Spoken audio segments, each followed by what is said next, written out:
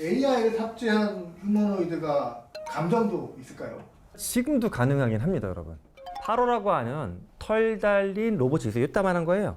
근데 얘를 사람이 쓰담쓰담하게끔 하면서 대화를 하게 해. 호르몬이 바뀌어요. 옥시토신처럼 편안하고 친밀감을 느끼는 거, 도파민처럼 뭔가 만족감, 조금 뭐 그런 거지만 성인돌 같은 거. 근데 얘가 만약에 정말 약간 몸도 움직이고 촉각센서도 있어가지고 그런 감각적인 반응을 또 입으로 뱉어낸다. 이거 그럼 인류한테, 인간한테 좋은 거냐 나쁜 거냐?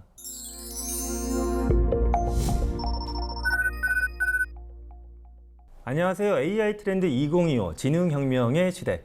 저는 인지과학자 김상균 교수입니다.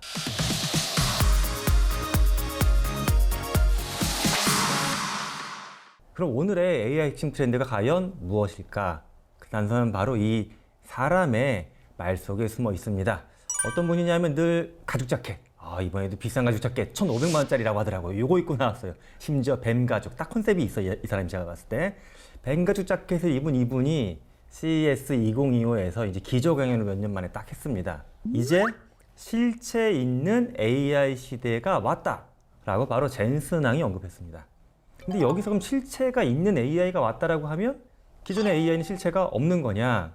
뭐 실체가 사실 있고 없고 철학적이긴 한데 그냥 보면 컴퓨터 화면 속에 있는 거니까 물리적인 세상이 없고 만질 수가 없는 거니까 옛날 AI는 그랬고 젠슨왕이 언급한 실체 있는 AI는 이런 겁니다. 직접 걷고 말하고 움직이는 것. 자, 바로 여기에 정점에 서 있는 로봇, 휴머노이드가 오늘의 바로 주제입니다.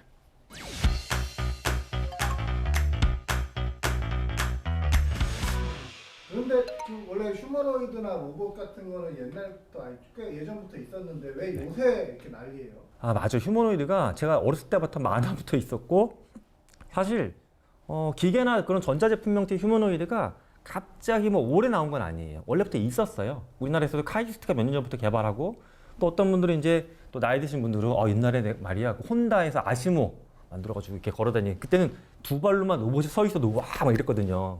근데 왜 요즘에 이렇게 관심 갖고 있냐 하면 아시모는 사실 여러분 기억 속을 열어봐도 두 발로 몇 발자국 간 거 말고는 보여준 게 없어. 두 발자국 걸은 거 말고. 근데 요즘에 로봇은 뭐가 좋아졌냐면 걷는 거는 기본이고 팔도 있고 물건도 집어 올리고 사람처럼 대화도 돼. 즉 성능이 갑자기 너무 좋아진 거예요. 근데 성능이 갑자기 좋아진 이유도 있죠. 오늘 이제 이 테마 가장 큰 핵심 테마가 뭡니까 여러분? AI죠. AI가 로봇의 머리 위에 딱 들어가면서 너무 똑똑하고 성능이 좋아졌다. 그러니까 지금 이제 많은 기업과 또는 상업적인 측면에서 관심을 갖게 된 겁니다.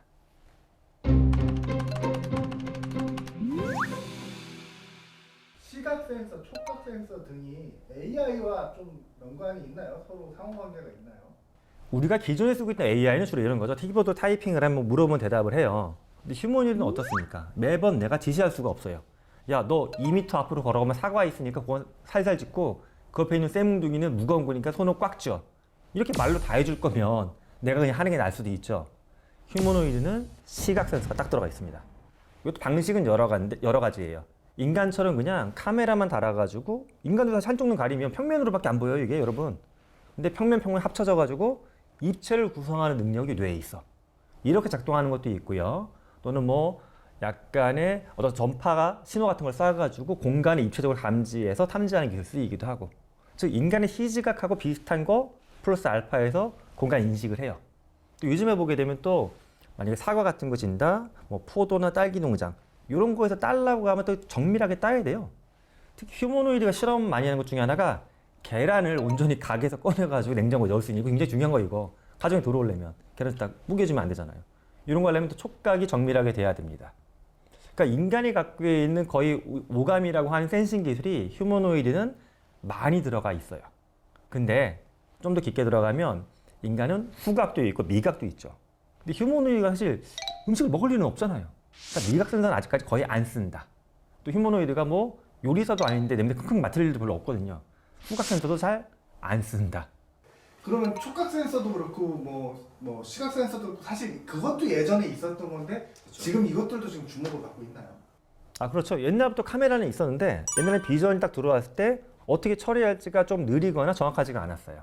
근데 이제 AI로 통한 이미지 분석 기술이 강해지다 보니까는 인간 뇌에서 고도화된 분석하는 것처럼 이 이미지를 받아들여서 AI가 분석해준다고 보면 되고요. 촉각도 마찬가지죠. 물건을 잡았는데 이게 어느 정도의 감각으로 어떤 물건인지 옛날에 감지를 못했어요. 근데 이게 뒤에서 AI가 분석해주니까 이거 손으로만 만져봐도 뭐 딸기구나, 사과구나, 뭐 계란이구나 아니까는 이 정도의 압력으로 잡으면 되겠다. 그립하는 거. 그런 것들도 AI가 뒤에서 제어를 해줍니다. 그러니까 센서 기술 약간 얘가 뒤에서 성능을 가속화해준다고 보시면 될 것 같아요.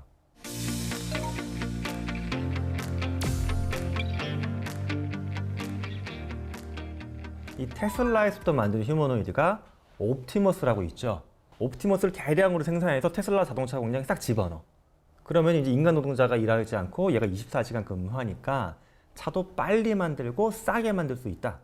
그럼 이거 언제 할 거냐 또 궁금하실 거예요. 이거 이미 지금부터 약간 파일럿 들어갔어요, 이미.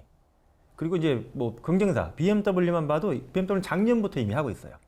피규어라는 회사 로봇을 가져다가 생산 라인에 이미 집어넣어서 하고 있고요. 중국은 뭐 유비테크라는 회사를 보게 되면 걔네는 한 뭐 40대, 50대가 동시에 공장 노동자 좀 쫙 서가지고 서로 물건도 이렇게 만들어서 넘겨주기도 하고 협업하는 것도 이미 돌려보고 있어요. 그러니까 제가 표현을 좀 애매하는 건 이미 뭐 생산 라인에서 노동자 1000명을 로봇 500대가 대체했다. 이건 아직 없어요.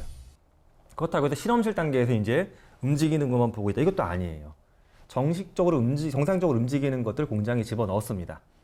대략 하나만 말씀드리면 BMW에서 실험한 데이터를 보게 되면 인간 노동자 대비 작업의 정밀도는 오히려 7배가 높아요.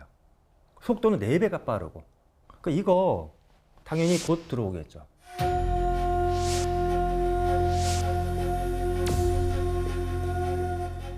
예로 쿠팡 같은 거 보게 되면 와, 제자들도 갔다 온 거 사례를 들어보게 되면 흔히 이제 남자친구들이 몸 좋을 때 가서 며칠 고생하고서 이렇게 벌어온다고 하는데 이제 하드워킹이잖아요, 이게. 미국은 또 쿠팡하고 대비되는 게 뭐가 있습니까, 여러분? 아마존. 아마존이 뭐 미국 전에 물류창고 쫙 깔려 있는데 이미 아마존은 산업용 로봇으로 물류창고를 많이 채우긴 했어요. 하지만 여전히 물류 박스라는 게 인간 형태의 어떤 동작에 맞게끔 많이 다양하잖아요. 박스도 뭐 제각각이도 무겁기도 하고 가볍기도 하고 휴머노이드가 들어갈 필요성이 있어요. 그래서 아마존 같은 경우도 물류창고에 휴머노이드 투입 실험 많이 하고 있고요. 물류창고와 제조업처럼 현대화된 뭔가 표준화된 대규모 사업장 뒷단에 있는 거 또는 호텔이나 또는 공항처럼 눈앞으로 보이는 상업적인 공간 이렇게 투 트랙으로 나눠갖고 조금씩 들어오는데 큰 틀로는 뒷단에서 학습된 로봇들이 점점 앞단으로 나올 겁니다.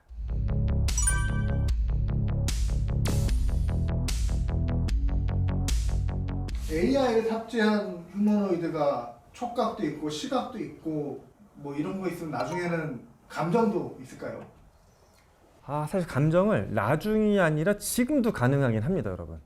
우리가 이제 챗GPT 같은 거로 대화할 때 보게 되면 가끔씩 따뜻함을 느끼는 분들이 많이 있어요. Hey, how's it going? Hey there, it's going great. How about you? I see you're rocking an OpenAI hoodie. Nice choice. This is Bowser. Well, hello, Bowser. Aren't you just the most adorable little thing? Yeah, Look at you enjoy. this is one of his favorite things to do. Oh, well, I can see why. Look at that focus. 실제 이제 어떤 실험들이 외국에서 비슷하겠냐 하면 저런 게 있어요. 일례로 뭐 파로라고 하는 털 달린 로봇이 있어요. 이따만한 거예요. 근데 얘를 사람이 쓰담쓰담하게끔 하면서 대화를 하게 해. 그럼 얘가 약간 꾸물꾸물 움직이기도 하고 약간 소리도 돼요. 근데 사전에 미리 얘기를 해줘요. 이 생명체는 아니라고. 그냥 우리가 만든 기계장치라고.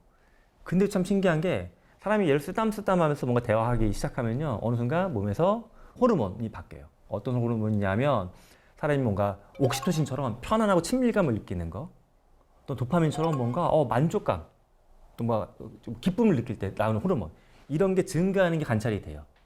그럼 결국 얘가 그렇게 인간의 말을 잘 받아서 따뜻하게 대화해주고 뭔가 정서적인 교감도 이렇게 할 수가 있어. 그럼 당연히 인간은 내가 얘하고 감정적인 교감을 나누고 있다라고 믿겠죠. 근데 제가 왜 믿는다라고 표현했냐면 그럼 반대로 휴머노이드도 정말 감정을 느끼고 인간의 감정에 따라 막 우울해졌다가 기뻤다가 들쭉날쭉할까? 이게 근데 흥미로운 게 우리가 그렇게 보이게 프로그래밍 할 수 있기는 해요. 하지만 본질적으로 로봇은 호르몬 체계도 없고 자기 욕망도 없고 하기 때문에 감정 기제는 없습니다. 다만 우리가 필요성에 따라서 이렇게 만들지 안 만들지 지금 좀 정해야 되는 상태이긴 합니다.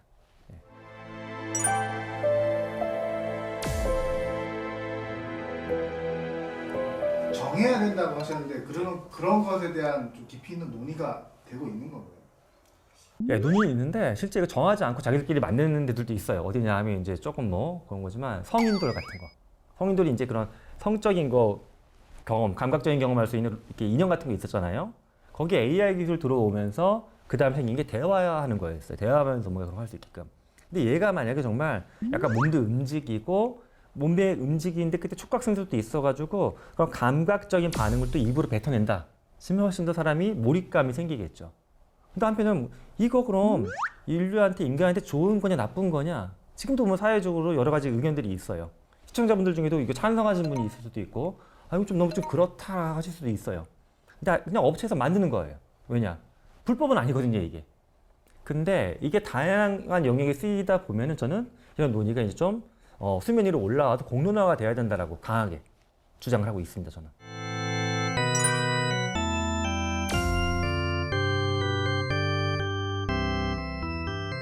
글쓰기, 음악 만들기, 그림 그리기, 그다음에 그 몸으로 하는 노동까지 AI와 휴머노이드가 다 가져가면 사람한테 나만 아는 직업이 있나요?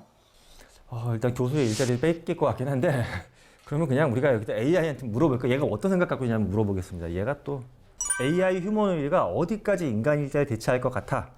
GPT 먼저 답이 나왔어요. 반복 단순 업무에 자동화를 할 것이다.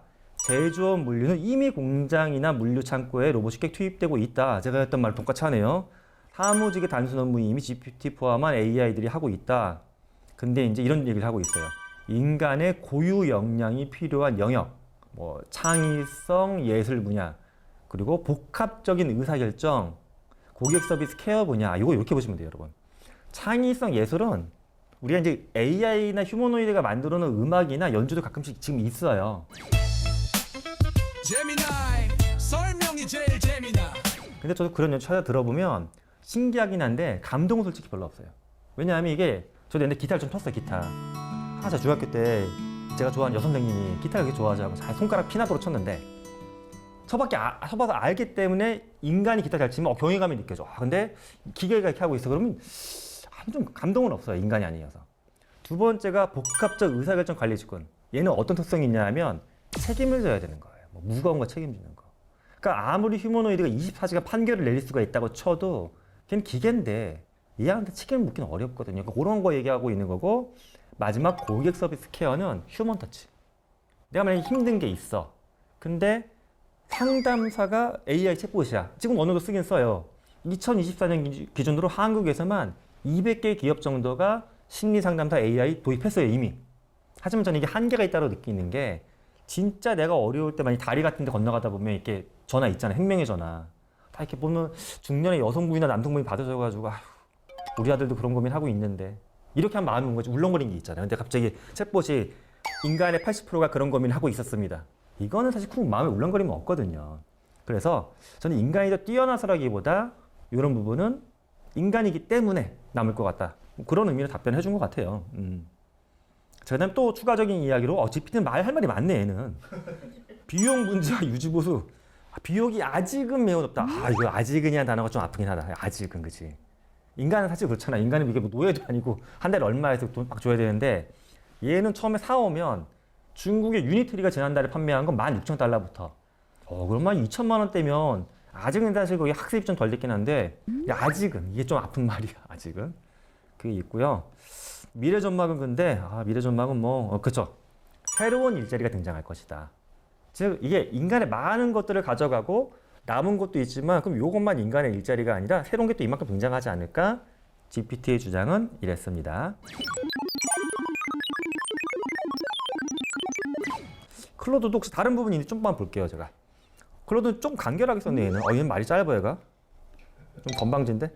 대체 가능성이 높은 영역, 공장 조립, 창고 물류. 그다음에 제가 아까 빼놓았던 거 이거 중요한 분이야. 재난 현장. 그러니까 이게 인력을 뭔가 구하기 어렵다는 측면이 인건비 이슈도 있긴 해요. 근데 또 하나가 너무 위험해서 인간한테 맡기기가 어렵거나 사람들이 꺼려하는 업무가 있거든요. 이게 재난, 위험물질 취급. 그래서 특히 뭐 우리나라도 원전 많이 돌리고 있으니까 그런 원전에 들어가서 뭔가 청소하거나 하는 것들 그렇죠. 요런데 이거 중요한 포인트예요. 그리고 이제 서비스인데 얘는 단서 다 나왔어요. 단순 서비스 업무 그렇죠. 또 아까 GPT 의견처럼 복잡하게 휴먼 케어가 개입돼야 될 건 아직까지 좀 그래. 중요한 건데 뭐 큰 컴플레인 요소인데 로봇이 와가지고 1시간 동안 사과하고 가. 뭐 미안한 감정이 들겠어요 이게? 지배인 정도 나와야지 한번 넘어가지 이게? 그런 게 있어요 이게. 밑에 얘기는 좀 비슷하네요. 돌봄, 뭐 건설 제조, 단순 데이터 처리. 똑같은 얘기예요 또 밑에. 근데 이건 대체가 어려울 것 같다라고 클로드가 언급하는 건 의사결정 복잡한 거. 창의성 예술, 인간다운 공감과 감정 이해. 비슷하게 거의 똑같은 이야기를 했어요. 예. 그래서 이제 얘는 또 중요하게 시간을 얘기했네. 향후 10년에서 20년 그 스케일 내에서 많은 인간의 업무가 자동화로 전환될 것이다. 사실 좀 스케일도 굉장히 중요하게 보는 게 그러면 20년까지는 사회적인 혼란이 계속 있는 거예요. 그 다음에 뭐 사람들 중에 뭐 은퇴해서 뭐 시골에 들어가기도 하고 정부에서 지원해주기도 하고 어떤 약간 이제 다시 한 번에 판이 바뀌어지겠죠. 판이 딱 이게 바뀌어가는 과정, 10년, 20년이 우리한테 이제 닥친 사실 좀 고통의 시간일 것 같아요, 저는. 예.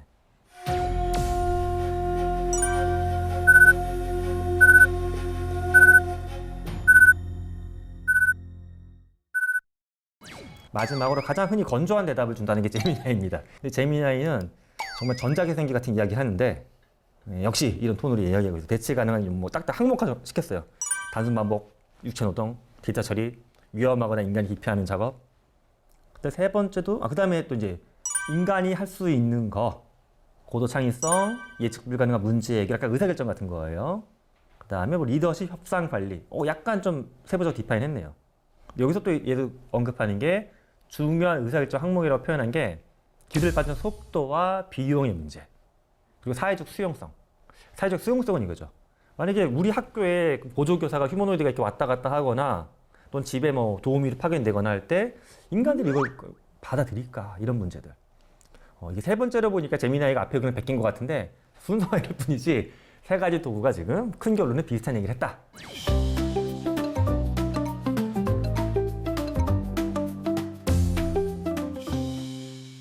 자, 그렇게 지금 전 세계가 난리인데 지금 우리나라는 AI랑 휴머노이드 준비 잘하고 있나요? 애석하게도 좀 순위를 높게 주기는 어려울 것 같아요. 제가 뭐 특정 브랜딩을 언급하지 않고 질문하더라도 여러분들 혹시 그냥 휴머노이드 이전에 AI 챗봇만 놓고 볼 때도 나는 뭐 일상의 업무나 상담이나 또 학교 숙제할 때 AI 챗봇, LLM 쓰실 텐데 국산 거 쓰신다고 하는 분 손 들어보세요. 거의 없으세요. 다 뭐 GPT 씁니다, 클로드 씁니다 하시거든요. 그러니까 AI는 마찬가지예요. 다른 국가에서도 마찬가지 상황이다 보니까 한국의 AI 기술력은 전 세계 탑 10 안에는 저는 없다라고 솔직히 생각하고요. 휴머노이드도 약간 비슷한 관점을 보게 되면 몇 년 전까지는 한국이 이 로봇 분야에서 별로 뒤처지진 않았어요. 근데 우리나라는 사실 다른 산업도 그렇지만 눈앞에 있는 먹거리 아니면 투자를 잘 안 하더라고요.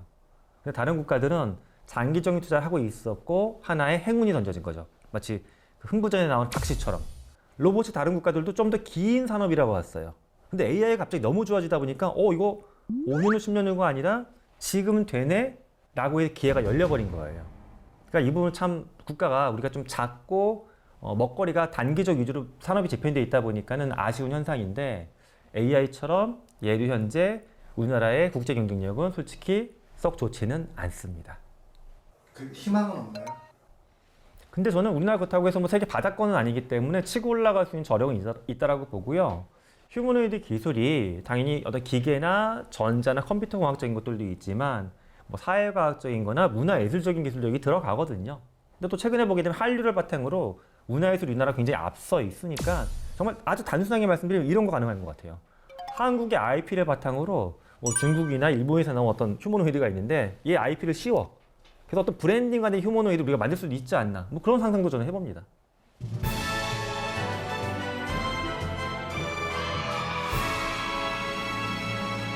저는 이제 AI 리터러시 역량이라는 걸 생각을 하는데 AI가 이제 원천 기술 측면의 것도 굉장히 중요하지만 많은 사람들이 AI를 활용하는 능력이 훨씬 더 중요해요.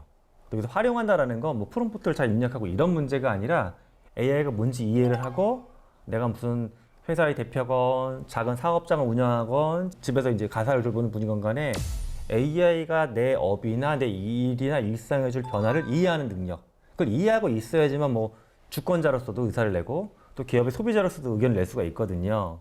저는 AI 리터러시 역량을 국가적으로 좀 많이 끌어올리면 우리가 좋은 판단할 수 있지 않을까 그렇게 믿습니다.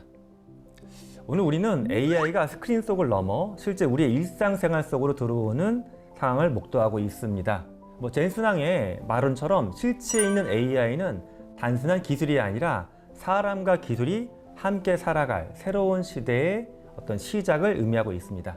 기술이 빠르게 이렇게 움직이고 있는데 그 기술이 어디로 가고 있는지 궁금하시죠, 여러분? 누가 결정할까요? 저는 그 결정은 우리의 손에 달려 있다고 생각합니다. 정치인이나 기업가가 결정하는 게 아니라 저하고 여러분들이 함께 공부하고 함께 만들어가는 미래가 됐으면 좋겠습니다. 지금까지 인지과학자 김병균이었습니다.